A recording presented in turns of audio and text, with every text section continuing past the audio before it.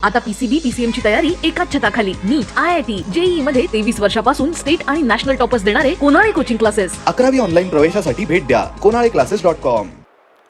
Welcome back guys. आज के lecture में हम एटॉमिक स्ट्रक्चर से अंदर एटॉमिक स्ट्रक्चर के रिगार्डिंग बहुत इंपॉर्टेंट एस्पेक्ट को पढ़ेंगे। इसमें कुछ हम बहुत इंपॉर्टेंट टर्म्स के बारे में सीखने वाले हैं जो पूरी केमिस्ट्री के अंदर हम यहाँ से रेफर करते ही रहेंगे। दूसरी बात, अगर आपको केमिस्ट्री की ये इंपॉर्टेंट टूल्स के बारे में नहीं पता, ये इंपॉर्टेंट टर्म्स के बारे में नहीं पता, इनके बारे में कुछ आइडिया ही नहीं है, तो आप केमिस्ट्री के अंदर बहुत सारी चीजों में खुद ही पीछे हो जाएंगे। तो इसलिए आज का जो सेशन हमारा रहेगा वो बहुत ही इंपॉर्टेंट सेशन रहेगा, बहुत ही एक्सपेक्टेड सेशन भी रहता है जब जब हम केमिस्ट्री के रिगार्डिंग बातें करना शुरू करते हैं।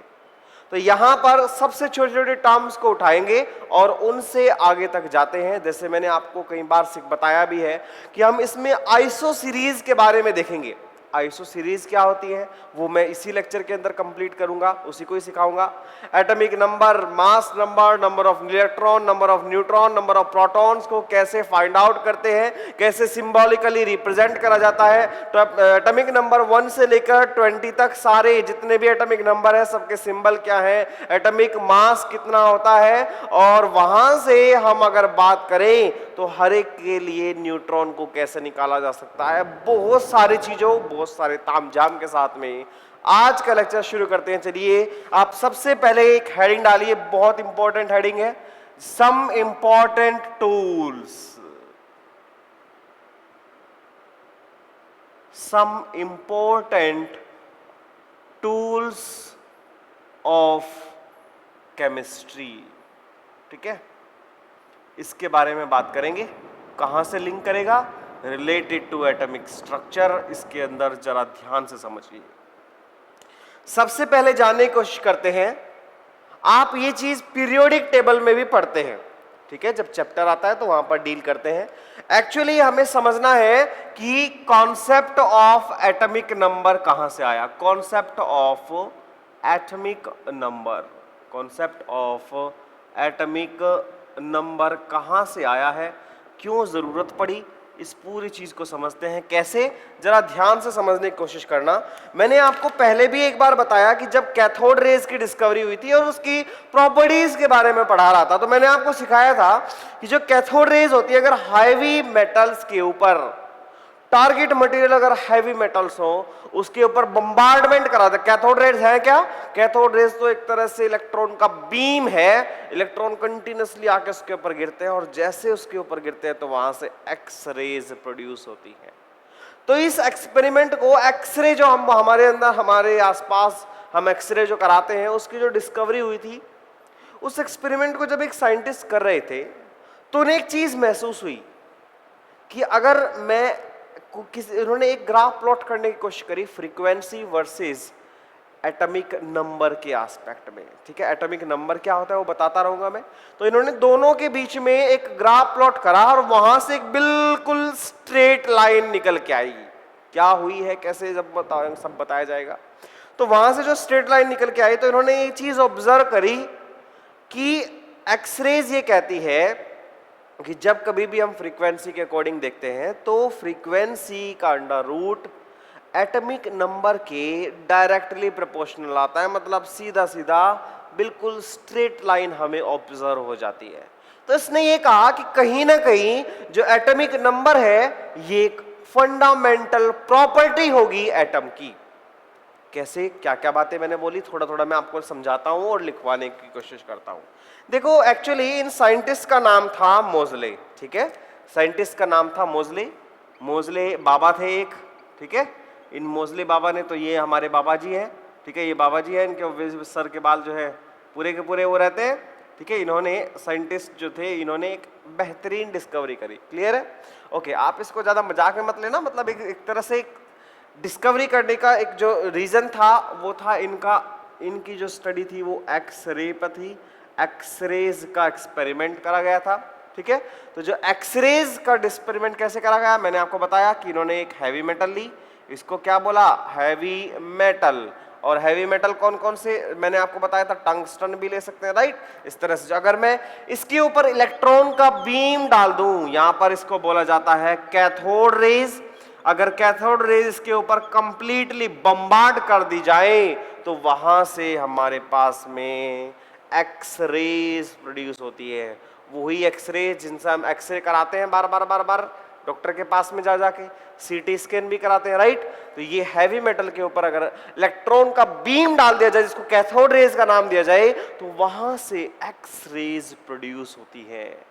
और अगर एक्स रेज की फ्रीक्वेंसी के बारे में बात करी जाए, उसका प्लॉट करा जाए, तो इन्होंने कुछ चीज पाई। कैसे कि इन्होंने बोला कि अगर मैं इसकी फ्रीक्वेंसी का अंडर रूट ले लेता हूं तो यहां से मेरे पास में कुछ, देखो जरा किस तरह से निकल के आया, यहां से इनके पास में कुछ कॉफिशिएंट निकल के आए, और जो मैंने z करा, अब इन्होंने कुछ प्लॉट करने की कोशिश करी। देखो जनाब कैसे प्लॉट करा, एक इन्होंने कुछ छोटा सा प्लॉट करके देखा फ्रीक्वेंसी का अंडर रूट वर्सेस z के रेस्पेक्ट में, तो इन्हें बिल्कुल स्ट्रेट लाइन कर्व मिला, मतलब इनको जो कर्व मिला है वो बिल्कुल स्ट्रेट लाइन मिला। इस तरह से कुछ पॉइंट्स इनको मिले बिल्कुल सीधा सीधा एटॉमिक नंबर के एस्पेक्ट में। तो यहां से इन्होंने बोला कि जो ये फ्रीक्वेंसी है ये कहीं ना कहीं z पर डिपेंड कर रही है, और यहां पर z क्या है, इसको बोला जाता है एटॉमिक नंबर। और एटॉमिक नंबर का मतलब क्या होता है, एटॉमिक नंबर का सिंपल मतलब, बिल्कुल सिंपल मतलब होता है कि आप यहां से बस नंबर ऑफ प्रोटॉन्स को काउंट कर लीजिए। नंबर ऑफ प्रोटॉन्स को काउंट करोगे तो वहां से ये चीज निकल आती है। और अब ए और बी क्या है, यहां पर जो ए एंड बी है, A and B are the constant. इन्होंने जब एक्सपेरिमेंट करा तो कोई कुछ कांस्टेंट लिए होंगे, तो ये कुछ रिलेशन आया होगा। तो मतलब मेन चीज यह है कि अगर मैं एटॉमिक नंबर और फ्रीक्वेंसी इन दोनों को मिला करके कुछ ग्राफ प्लॉट करो तो एक स्ट्रेट लाइन करवाता है। क्या आता है ये एक स्ट्रेट लाइन करवाता है हमारे पास में, ठीक है। ये वाली चीज इन्होंने समझाने की कोशिश करी है। तो ये कुछ पॉइंट्स थे, साइंटिस्ट थे, बाबा का नाम था मोजले, ठीक है।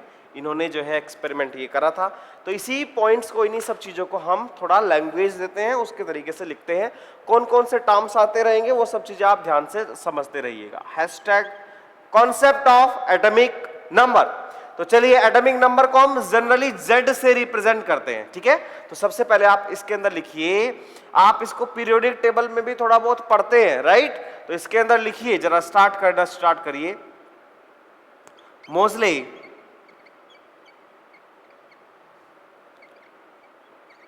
Worked upon the experiment related to X-rays,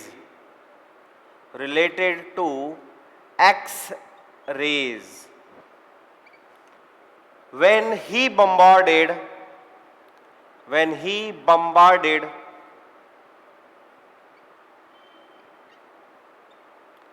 cathode rays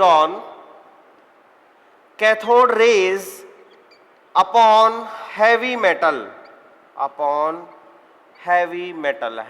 के ऊपर जब उसको बम्बार्ड करा तो यहां से इन्होंने कोई चीज ऑब्जर्व करी। तो इसके बाद में यहां इन्होंने कुछ एक्सपेरिमेंट करा। दूसरा पॉइंट लिख लेंगे, ही observed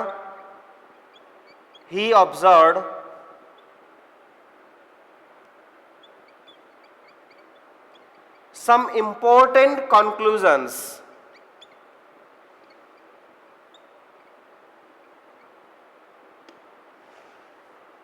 he found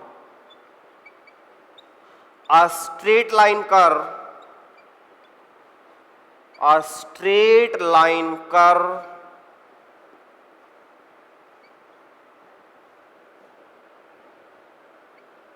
while plotting under root mu. यहां पर म्यू क्या है, ये है frequency, right, versus atomic number. इन दोनों के बीच में एटॉमिक नंबर को z से रिप्रेजेंट करा गया। तो यहां से इनको एक कंक्लूजन मिला कि यहां से एक स्ट्रेट लाइन प्रोड्यूस होती है, ठीक है। तो यहां से क्या इंटरप्रिटेट कर पाइए, यहां से एक इंटरप्रिटेशन आ पाई। इंटरप्रिटेशन का मतलब होता है कि इसका मतलब क्या है, इसका नॉर्मल कहने का मतलब, ये जो करा है सब कुछ, इसका मतलब क्या है, इसको समझिए।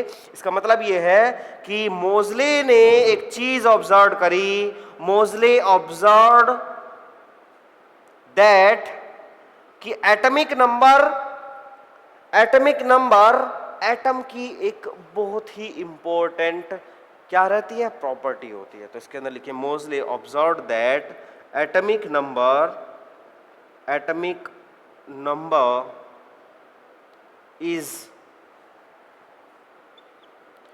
an important property, is an important fundamental property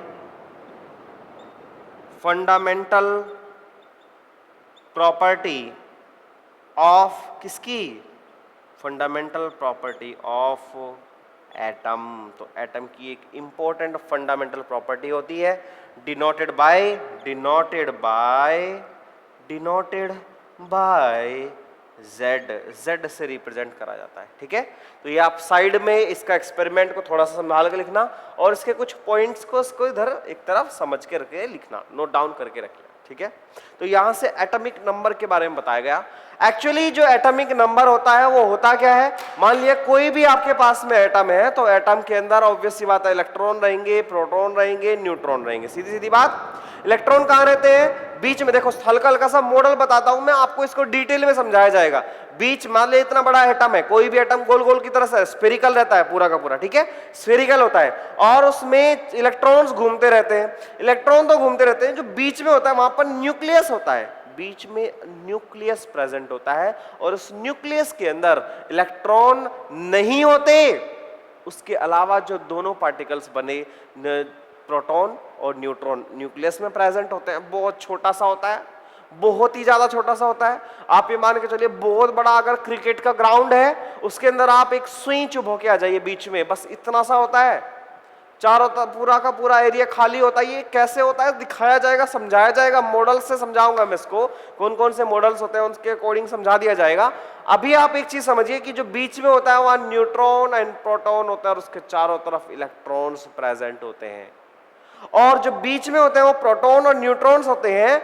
अगर मैं किसी भी एटम के बारे में बात करूं तो उस एटम के अंदर कितने नंबर ऑफ प्रोटॉन्स प्रेजेंट हैं, कितने नंबर ऑफ टोटल प्रोटॉन्स को काउंट कर लो, जितने भी प्रोटॉन्स काउंट होंगे उसको बोलते हैं, उसका एटॉमिक नंबर बोला जाता है। उसको क्या बोला जाता है, उसका एटॉमिक नंबर बोला जाता है। क्लियर है, तो इसी पॉइंट को आपने ये एक्सपेरिमेंट समझ लिया, कहां से आया था, थोड़ा थोड़ा इसके बारे में डील करा है। अब इसके बारे में जरा जरा ध्यान से और भी चीजों को समझेंगे। ठीक है, तो इसके बाद में हम नेक्स्ट टर्म लिखते हैं। नेक्स्ट टर्म को लिखिए आप एटॉमिक नंबर। ठीक है, तो ये फिनिश हो चुका है, कॉन्सेप्ट आपने समझ लिया कहां से आया ये। अगर आपको याद रहे तो बहुत बढ़िया, अगर याद ना रहे तो कोई बड़ी बात नहीं है इसकी। ठीक है, ये बहुत ही डीपली और बहुत दिल पे लेने की कोई जरूरत नहीं। अगर नॉर्मल समझ आ गया तो बहुत ही बढ़िया, इसमें कोई दिक्कत भी ना बात नहीं। चलिए अब हम चलते हैं इसके बाद में, एटॉमिक नंबर किसको कहते हैं।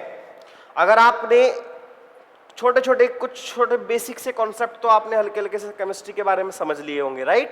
छोटे छोटे कॉन्सेप्ट होते हैं, language of chemistry, basic concepts होते हैं। ठीक है, तो छोटी छोटी बातें होती हैं, तो वहां से अगर आपने समझा है तो कुछ चीजें आपको आइडिया तो होगा कि एटॉमिक नंबर 1 से लेके 20 तक तो आपको पता ही होगा। हल्का हल्का सा हिंट ले लेते हैं छोटी छोटी क्लासेस के अंदर हम, है ना। तो यहां पर जरा ध्यान से समझिए। सबसे पहले आप हेडिंग डालते हैं एटॉमिक नंबर। क्या डालेंगे, एटॉमिक नंबर। एटॉमिक नंबर किसको कहते हैं, जेड को कहते हैं, जेड से डिनोट करते हैं। अब हम इसको पूरा का पूरा समझने की कोशिश करते हैं। मान लिया आपको ये बताया मैंने कि एटम जो रहता है बहुत बड़ा सा रहता है, चारों तरफ इलेक्ट्रॉन घूमते हैं, बीच में न्यूक्लियस रहता है। न्यूक्लियस के अंदर इलेक्ट्रॉन नहीं होते, प्रोटॉन और न्यूट्रॉन होते हैं। अब जरा देखो एटॉमिक नंबर क्या होगा, इसका जरा ध्यान से लगा। Number of protons present in the nucleus of an atom is called as, simple सा, it called as its atomic number. बस इतना सा ही समझना है। क्या? कुछ नहीं। Z का मतलब होता है, एटॉमिक नंबर का मतलब होता है नंबर ऑफ प्रोटॉन्स। बस प्रोटॉन्स को काउंट कर लीजिए, उसी से ही पता चल जाता है कितना। मान लिया हाइड्रोजन का एटॉमिक नंबर क्या होता है 1, 2 किसका होता है हीलियम का, 3 किसका होता है लिथियम का। तो इसके अंदर इसका मतलब हाइड्रोजन के अंदर 1 प्रोटॉन है, हीलियम के अंदर 2 प्रोटॉन है, लिथियम के अंदर 3 प्रोटॉन है। बस ये छोटी छोटी सी बातें आपको समझनी होती है। तो क्लियर हो गया ये बात? ओके। और अगर मैं बात करूं, देखो इसको दूसरे तरीके से भी समझा जाता है। अगर मान लिया कोई एटम, ये तो ऐसा है किसी के भी बारे में, चाहे वो न्यूट्रल हो, चाहे वो एटम के ऊपर कोई पॉजिटिव चार्ज हो, चाहे वो निगेटिव चार्ज हो, किसी भी तरह की स्पीसीज हो, तो सब पे चलता ही है। मतलब ये तो आपको ये मान कर लो खतरनाक ब्रह्मास्त्र है ये कैसा यूनिवर्सल डेफिनेशन है, हर जगह पर चल ही जाती है, यूनिवर्सल इसकी डेफिनेशन है। लेकिन मान लिया आपका मन करे यार थोड़ा काम चलाओ से भी बता दे तो भी चल जाएगा मेरा। तो देखो जरा वो कैसे होती है। ठीक है, तो इसके अंदर लिखिए आप फॉर मान लिया कोई इलेक्ट्रो पॉजिटिव एटम है या फिर इलेक्ट्रो निगेटिव एटम है, तो यहां पर अगर मान लिया इलेक्ट्रो न्यूट्रलिटी मेंटेन हो रखी है, एटम जो है उसको पूरी की पूरी तरह से न्यूट्रल है, तो हम उसको इलेक्ट्रॉन की तरह से भी काउंट कर सकते हैं। देखो मैंने आपको बताया था कि जो एटम होता है वो सॉलिड हार्ड स्फीयर की तरह से हम काउंट करते हैं, पहली बात। दूसरी बात, एटम के ऊपर कोई चार्ज नहीं होता, तो न्यूट्रॉन के ऊपर तो कोई चार्ज होता ही नहीं है। इलेक्ट्रॉन के ऊपर चार्ज होता है, प्रोटॉन के ऊपर चार्ज होता है। अगर इलेक्ट्रॉन प्रोटॉन दोनों बराबर अमाउंट में होंगे तो वो न्यूट्रल हो जाना चाहिए। तो हम इसको ऐसे भी निकाल लेते हैं कई बार कि अगर आपके पास में कोई भी एटम है तो उस एटम के अंदर जितने प्रोटॉन होंगे उतने ही न्यूट्रॉन होंगे। ओहो, न्यूट्रॉन के अंदर तो जितने प्रोटॉन होंगे उतने ही इलेक्ट्रॉन होंगे, राइट। तो उस न्यूट्रॉन के ऊपर तो कोई चार्ज नहीं, तो जितने प्रोटॉन उतने ही इलेक्ट्रॉन, तो भी तो जो वे दोनों के दोनों मिलकर के कोई चार्ज ही प्रेजेंट नहीं होगा, जीरो चार्ज। तो इसका मतलब ये तय है कि अगर कोई इलेक्ट्रिकली न्यूट्रल एटम है तो उसके ऊपर कोई चार्ज प्रेजेंट नहीं है। इसका मतलब जितने इलेक्ट्रॉन्स हैं उतने ही प्रोटॉन उसके अंदर होंगे। तो कई बार हम क्या करते हैं, अगर उसके ऊपर कोई चार्ज प्रेजेंट नहीं है तो नंबर ऑफ इलेक्ट्रॉन जितने हैं उसका एटॉमिक नंबर उतना ही हो जाता है। ये शॉर्टकट होता है, लेकिन इसमें ध्यान रखना है आपको कि उसके ऊपर कोई चार्ज प्रेजेंट नहीं होना चाहिए, ये आपको ध्यान रखना है। ठीक है, तो आप ध्यान से समझिए, इसको नोट करिए इसको। For an electrically neutral atom, for an electrically neutral atom, for an electrical neutral atom, the number of electrons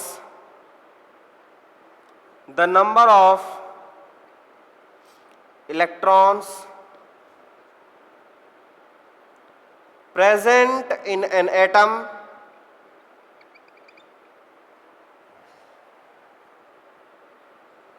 will also be equal to the atomic number or to its atomic number, atomic number के बराबर होता है। तो ये छोटी सी बात थी, ये आप जल्दी से नोट डाउन करिए। जैसे आपने एटॉमिक नंबर देख लिया, एटॉमिक नंबर का मतलब उसका आपने नंबर दे दिया। जैसे बहुत सारे आपने एलिमेंट निकाले, दुनिया में 118 टाइप के एलिमेंट मिले हैं, अब तो 2 और भी मिल गए, 120 हो गए वैसे तो मतलब हम जो पीरियडिक टेबल, जैसे केमिस्ट्री की पीरियडिक टेबल आपने देखी भी होगी, तो उसके अंदर 118 एलिमेंट प्रेजेंट होते हैं।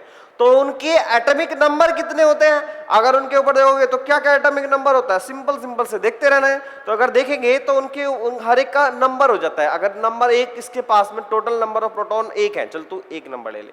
इधर नंबर ऑफ प्रोटॉन कितने 2, तो कौन सा हीलियम आ जाता है। नंबर ऑफ प्रोटॉन कितने आगे 3, तो लिथियम आ जाता है। तो ऐसे आपके पास में बहुत सारे आते जाते हैं। ठीक है, तो ये एटॉमिक नंबर रहा। ऐसा ही उसका वजन भी होगा, कुछ ना कुछ तो वेट होगा उसका, तो उसको बोलते हैं हम मास नंबर या फिर एटॉमिक वेट के नाम से जाना जाता है। जरा जल्दी से इसको नोट डाउन करते हैं, ये कंप्लीट होने के बाद में आप लिखिए एटॉमिक मास या फिर मास नंबर, ठीक है, या फिर एटॉमिक मास या फिर मास नंबर के नाम से जानते हैं। कैसे, जरा इसके बाद में दूसरा पॉइंट ये वाला कंप्लीट होने के बाद में लिखिए आप दूसरी टर्म एटॉमिक मास, या फिर इसको बोल सकते हैं हम मास नंबर, या फिर इसको रिप्रेजेंट करते हैं हम ए से रिप्रेजेंट करा जाता है, ठीक है। ध्यान रखना, इनको नोटेशन को याद रखना है आपको थोड़ा थोड़ा सा, ठीक है। तो आप इसके अंदर देखो कैसे होता है। देखो आपको ये पता है कि जो हमारे पास में न्यूक्लियस होता है, तो न्यूक्लियस के अंदर सारा का सारा एटम का मास ज्यादातर वहीं पर ही प्रेजेंट होता है, ठीक है, ऐसे समझ लेते हैं। तो हम करते क्या है इसमें, जितने भी आपके पास में तो जो इलेक्ट्रॉन का मास होता है, देखो अगर मैं पूरे के पूरे एटम के मास को देखूं, एटम का कितना मास होना चाहिए, तो देखो जो इलेक्ट्रॉन का मास है 9.1 इंटू 10⁻⁻31 किलोग्राम, बहुत ज्यादा कम। अगर मैं इधर की बात करूं, किसकी, प्रोटॉन की बात करूं, न्यूट्रॉन की बात करूं, कितना था 1.672 इंटू 10⁻⁻27 किलोग्राम, और दूसरे वाले का 1.675 इंटू 10⁻⁻27 किलोग्राम। इसका मतलब बहुत बड़ा, बहुत ज्यादा डिफरेंस तो नहीं है, लेकिन जो इलेक्ट्रॉन का जो मास है वो बहुत ही कम रहता है। तो अगर आप इन सबको ऐड करते हो तो हम जनरली क्या फाइंड आउट करते हैं कि जो इलेक्ट्रॉन का जो मास है वो बहुत ज्यादा कम है, इसको नेग्लिजिबल कर देते हैं, छोड़ देते हैं। हमारे पास में अब क्या बचा, प्रोटॉन और न्यूट्रॉन। तो प्रोटॉन और न्यूट्रॉन का मास काउंट कर लेते हैं। तो अगर इस तरह से हम देखेंगे तो यहाँ पर एटॉमिक मास को निकालना होता है, तो कैसे निकालते हैं, सिंपल सा लॉजिक देख लीजिए। क्या कर लेते हैं, कुछ नहीं, क्या कर लेंगे, सिंपल सा हल करेंगे। क्या करेंगे, रिलेटिव मास के अकॉर्डिंग लेंगे, और यहां से एटॉमिक मास जो होगा ए की वैल्यू कैसे आ जाएगी, नंबर ऑफ प्रोटॉन। मतलब यहां से क्या करोगे आप, नंबर ऑफ प्रोटॉन्स को काउंट कर लो प्लस नंबर ऑफ न्यूट्रॉन्स को काउंट कर लीजिए, बस इन दोनों को मिला देंगे। नंबर ऑफ प्रोटॉन को क्या बोला जाता है, नंबर ऑफ प्रोटॉन को तो Z के नाम से जाना जाता है। इसको आप अगर N भी मानेंगे तो ये तो फॉर्मूला बन जाता है, एक छोटा सा फॉर्मूला बन जाता है जी, कुछ भी नहीं है, ऐसे भी बना सकते हैं इसको। तो आप क्या लिखेंगे, the mass number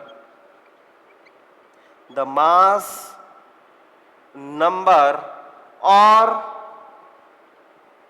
atomic mass is equal to the total number of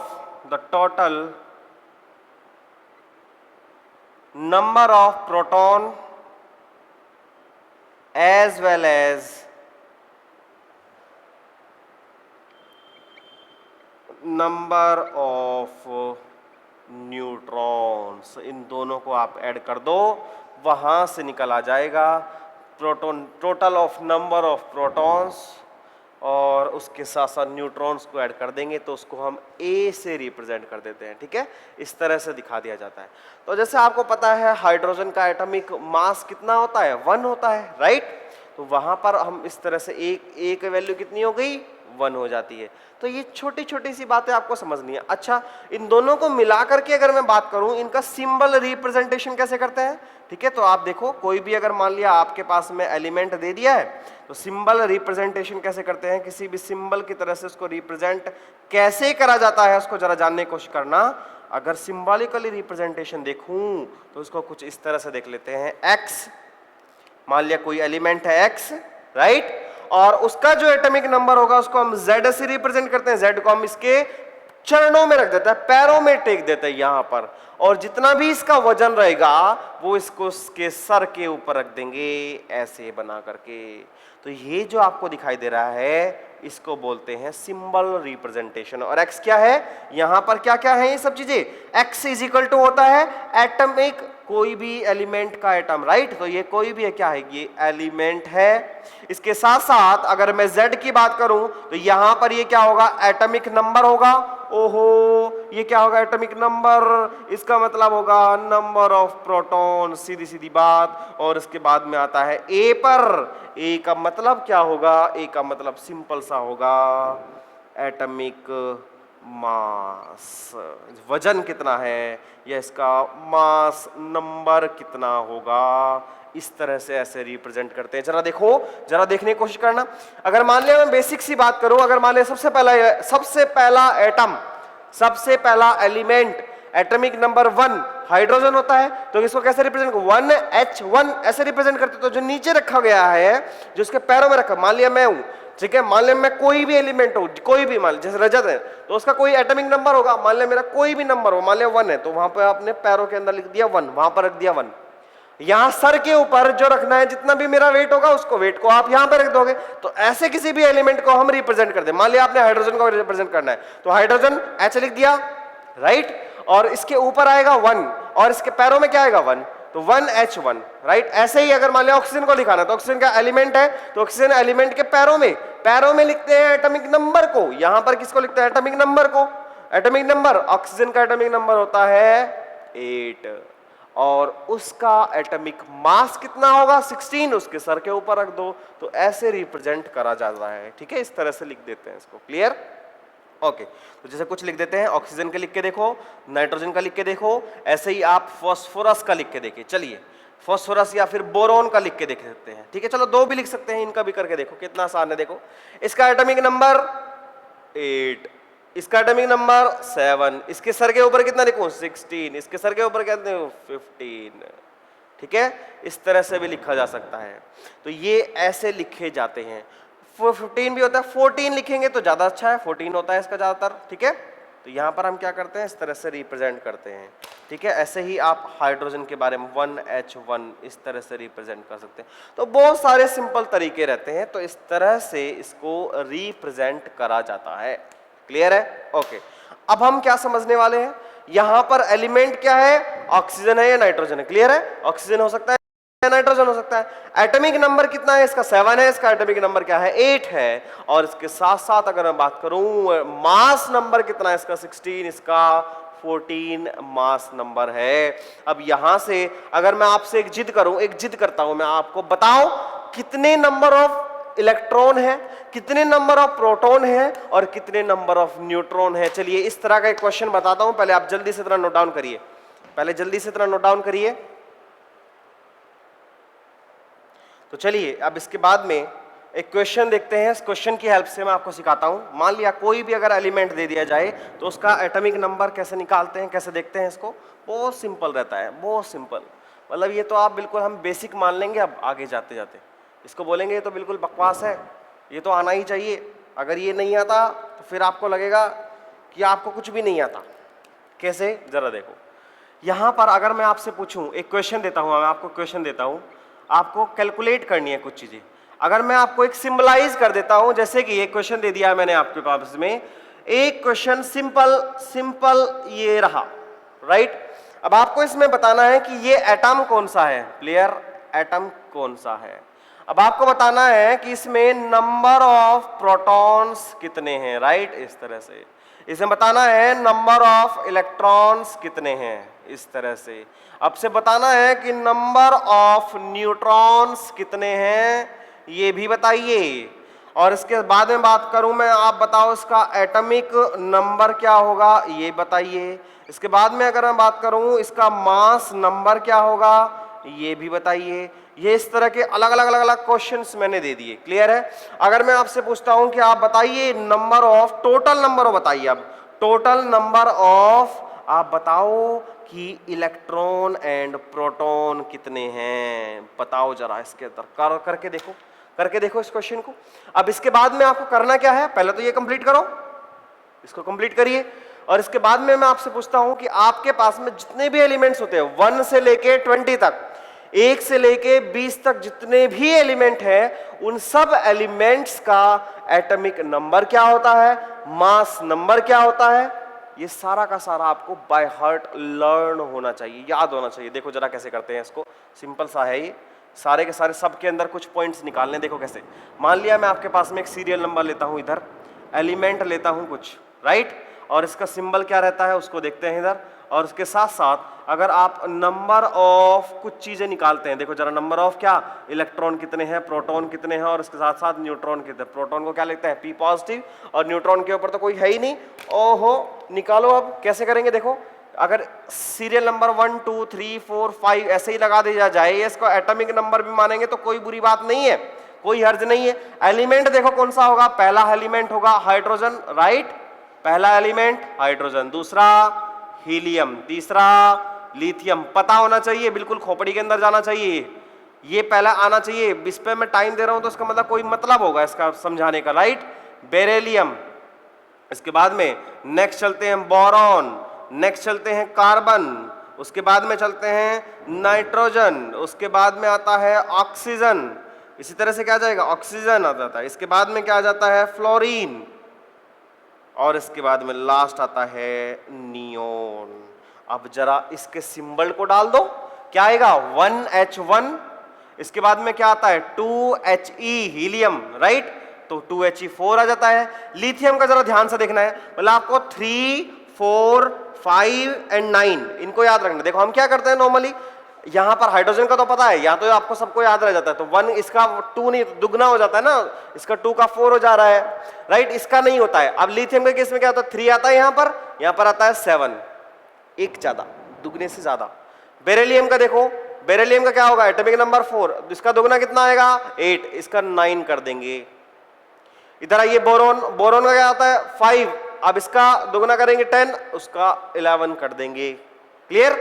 अब इधर देखो कार्बन का कैसे करेंगे, कार्बन C612, इसका देखो नाइट्रोजन N14 हो जाता है। ऐसे बहुत सारे और भी होते हैं, वो मैं बताऊंगा आपको कैसे, 15 भी होता है कई बार तो उसका, ठीक है। तो ये वाला हो गया। ऑक्सीजन के बारे में बात करो, ऑक्सीजन का 8 आया, इधर 16 आया, इधर। फ्लोरीन लगाइए, फ्लोरीन आएगा 9, 9 2 18 का एक और बढ़ा देंगे तो 19 आ जाएगा। क्लियर। नियोन का देखो, नियोन का क्या आएगा, यहां पर देखो 10 और इसके बाद में लिख देंगे 20। अब जरा इलेक्ट्रॉन को काउंट करो, सारे के सारे एलिमेंट इलेक्ट्रिकली न्यूट्रल हैं, तो इनके इलेक्ट्रॉन एक, इसका इतना ही प्रोटॉन। बोलो यस और नो। इसका 2 तो इसका भी 2, इसका 3 तो इसका भी 3, इसका 4 तो इसका भी 4, इसका 5 तो इसके भी 5, राइट।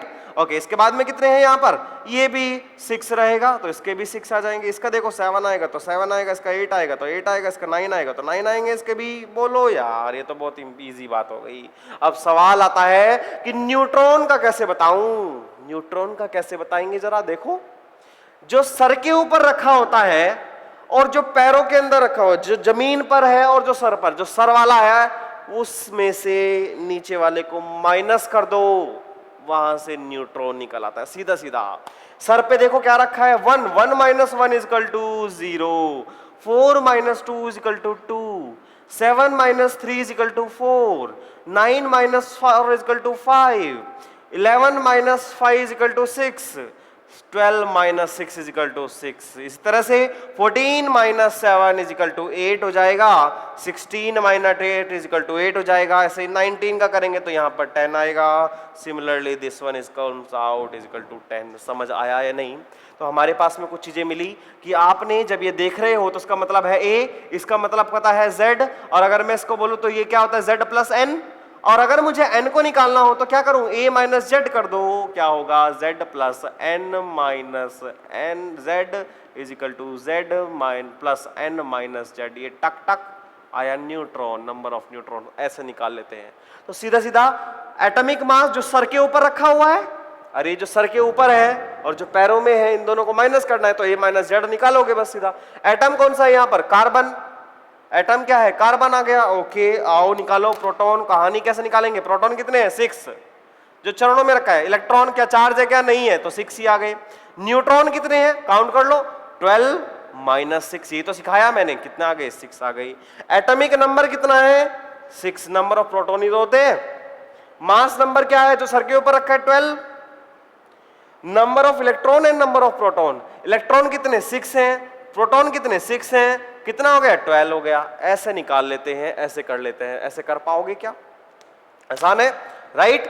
अब आपका ये होमवर्क है, राइट, एक ये आपका होमवर्क है जनाब। अब आपको करना क्या है, ये आपका एक होमवर्क रहेगा जहां पर आपको ये सारे के सारे जो एलिमेंट रहेंगे, देखो आपको सिंबल देखना है, उसका एटॉमिक वेट देखना है और उसके अंदर कितने इलेक्ट्रॉन प्रेजेंट हैं, कितने प्रोटॉन प्रेजेंट हैं, कितने न्यूट्रॉन प्रेजेंट है, ये निकालना है। कहां से? 21 से शुरू हो जा, सॉरी 11 से शुरू हो जाना, 20 तक तो आपको आना ही चाहिए। यहां पर 11, 12, 13, 14, 15, 16, 17, 18, 19 एंड 20। इसको करिए जरा, कैसे करेंगे? एलिमेंट पहले वाला होता है सोडियम, 11 का कौन सा होता है? सोडियम। इसका होता है, ये अब आपको अपने आप करना है, अपने आप ढूंढना है, ये आपकी मेहनत करनी है अपने आप आपको, ठीक है। इसको कंप्लीट करके रखना है और हो सके तो इसको भेजना भी है। एल्यूमिनियम, इसके बाद में क्या आता है? सिलिकॉन आता है, इसके बाद में क्या आता है? फास्फोरस आता है। तो सबके एटॉमिक नंबर तो आपको दिख गई सामने ही, राइट। अब आपको क्या करना है? सबका आपको पता क्या क्या करना है, देखो जरा। सबका आपको मास नंबर पता करना है। क्या मास नंबर होता है? इजी चीजें हैं, आज के लेक्चर बहुत टफ नहीं होना चाहिए आपके लिए, राइट। करिए, इसको कंप्लीट करिए। इधर देखो, इसको बोलेंगे कैल्शियम, कंप्लीट करिए इसको बोलेंगे कैल्शियम। सोडियम को कैसे करेंगे? यहां पर लिखेंगे Na, राइट। यहां पर 11, यहां पर 23। मैग्नीशियम Mg आएगा, यहां पर 12, यहां पर 24। इधर आइए, एल्यूमिनियम का क्या होता है? 13। इधर आएगा, दुगने से एक ज्यादा कर दीजिए। सिलिकॉन का क्या आता है? Si, 14, 28। इस तरह से आ जाएगा। फॉस्फोरस P होता है 15, इसका एक ज्यादा कर देते हैं। क्लियर? सल्फर S से डिनोट करते हैं, 16 आएगा, इधर 32 आ जाएगा। क्लोरीन को देखो 17, 35 आ जाएगा। ऑर्गन देखो, ऑर्गन ये इंपॉर्टेंट है, जरा ध्यान से देखना। 18 आता है, इधर 40 आ जाता है। ओहो, यहां पर ये 40 आ जाता है, इंपॉर्टेंट, याद रखना एटॉमिक मास। इसके बाद हम पोटेशियम पे आइए। पोटेशियम के बारे में अगर मैं बात करूं तो 19 और इसका दुगना करेंगे तो कितना आएगा? 38। एक और बढ़ा दो, 39। इधर देखो कैल्शियम का कितना होता है? कैल्शियम 20, इसका दुगना कर दो 40। याद कौन कौन से आ रहे हैं? देखो एक्चुअली ये वाला तो नॉर्मल रहता है, इसका दुगना कर देंगे। ये वाला नॉर्मल रहता है, दुगना कर देंगे। ये वाला नॉर्मल रहता है, दुगना कर देंगे। ये भाई साहब बदल जाते हैं और ये भी नॉर्मल ही रहता है, बाकी तो एक एक ज्यादा ही होंगे। ऐसे करते हैं। नंबर ऑफ निकालो, इलेक्ट्रॉन को काउंट कर लो, प्रोटॉन को काउंट कर लो और उसके साथ साथ न्यूट्रॉन को काउंट करो। करो जरा, कैसे करेंगे?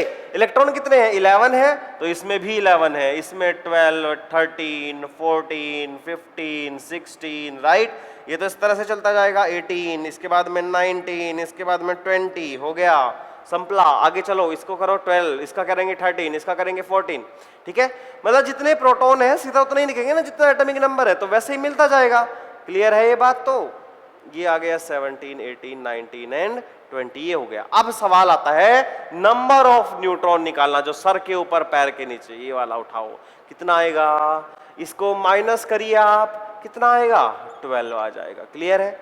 ओके। इसके बाद में इसमें कितना आएगा? 12 आ जाएगा। इसको करिए, इसमें कितना आ जाएगा? 14 आ जाएगा। क्लियर है? इसको माइनस करिए, कितना आएगा? 14 आएगा। इसको माइनस करिए, कितना आएगा? 16 आएगा, राइट। 31 माइनस 15, इसको करो 16 आएगा। इसको करो, यहां पर कितना आ गया? 18। इसको करिए, ओहो ज्यादा आएगा। जरा देखो, इसको कितना करना है? यहां पर निकलेगा 2, यहां पर बचेगा 2, यहां पर कितना बदल गया? इसके लिए देखो, इसके लिए देखो 18 और इसको कितना आ जाएगा? 22 आ जाएगा। बोलो यस और नो?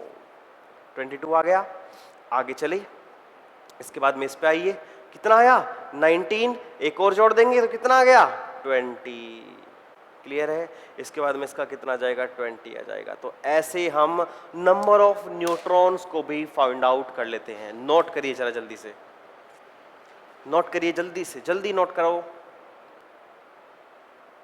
तो ये कुछ आपके इंपॉर्टेंट टूल्स हैं, ये मैंने आपको होमवर्क के मैंने यहीं पे करा ही दिया है।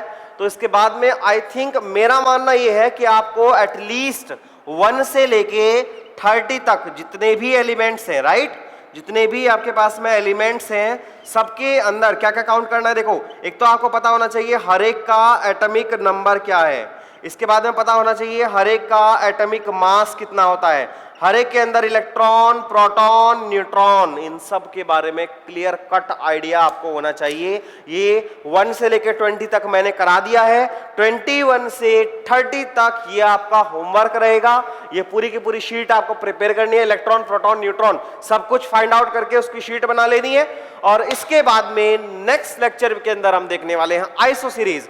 आइसोटॉप क्या होते हैं, आइसोबार क्या होते हैं, आइसोटॉन्स क्या होते हैं, आइसोडाइफर्स क्या होते हैं, आइसोस्फीयर्स क्या होते हैं, इस सारे कहानी को हम पूरे तरीके से लेके आएंगे और ये हमारा टूल्स खत्म हो जाएगा और उसके बाद में हम कुछ आगे की चीजों के बारे में देखने वाले हैं। आज का सेशन मैं यहीं पर फिनिश करता हूं। आपसे उम्मीद करता हूं कि ये सारा होमवर्क और जो भी आज के लेक्चर में पढ़ाया है उस पूरी चीज को आप कंप्लीटली समझ करके नेक्स्ट लेक्चर में आना। Thank you so much, take care.